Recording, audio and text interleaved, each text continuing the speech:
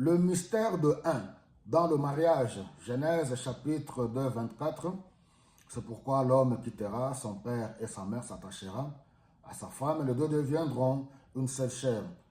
Comment vivre l'harmonie dans une relation de famille? Parce que le plan de Dieu, c'est que dans la famille, il doit régner l'atmosphère merveilleuse. Et nous savons que l'ennemi est venu détruire cette atmosphère. Alors nous voyons que devenir un, l'intimité n'est pas seulement dans le domaine sexuel comme plusieurs le pensent. Le sexe, c'est vrai, a une grande importance dans une relation du mariage de l'homme et de la femme. Parce que c'est Dieu qui en est l'auteur, c'est Dieu qui a créé ça. Mais il faudra comprendre que être un, ce n'est pas seulement sur le plan physique, c'est sur le plan émotionnel, sur le plan spirituel. Et l'homme et la femme deviennent unis, c'est-à-dire qu'il n'y a plus de barrière entre eux. Ils deviennent complices. C'est une relation de confiance. Ils ne se cachent plus rien. C'est une relation de transparence. Ils deviennent les meilleurs amis du monde. Ils sont confidents l'un envers l'autre. Ils ne se cachent plus rien. Et c'est tellement important. L'homme ne fait plus rien sans que son épouse en soit informée et vice-versa.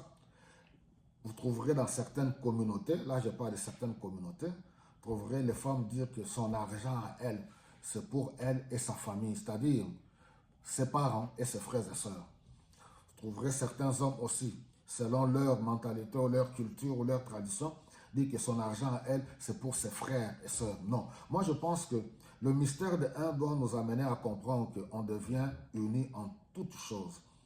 On met tout ensemble. Je comprends, oui.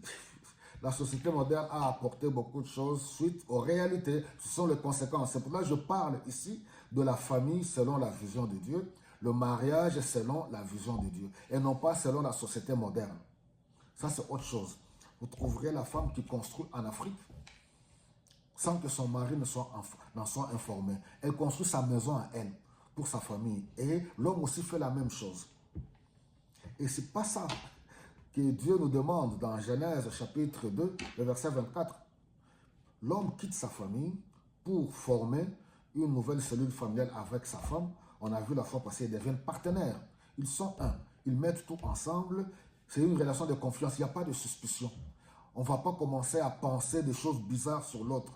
Ils deviennent réellement un. Mais quand on ne comprend pas le mystère de un, vous trouverez, ah ouais, on ne sait jamais, hein. Vous savez, oui, parce que la femme, vous savez les hommes. C'est là où l'ennemi, depuis le jardin d'Éden, s'est infiltré pour venir demander à la femme, est-ce que Dieu a réellement dit? Et le doute s'est installé. Alors vous allez voir que dans les relations de mariage qui a complètement détruit la famille, c'est voilà, le manque de confiance, les doutes, et pourtant on devient un, on est dans une même équipe. Vous allez voir deux personnes qui habitent ensemble, c'est comme si deux équipes différentes. L'homme travaille pour sa propre famille, d'où il vient. La femme, idem, travaille pour ses frères et sœurs. Ses pensées sont tournées vers sa maman, ses frères et sœurs. Elle construit une maison là-bas, en Afrique, dans leur village, là où elle est née, et son mari n'est pas au courant. Et le mari aussi la même chose. Mais c'est pour cela, vous voyez, nous avons tous ces genres de problèmes. Nous n'avons pas à pleurer. Quand on a rejeté la vision de Dieu sur la famille, on a rejeté la vision de Dieu sur le mariage, ah oui, nous payons cash les conséquences. Nous payons cash les conséquences.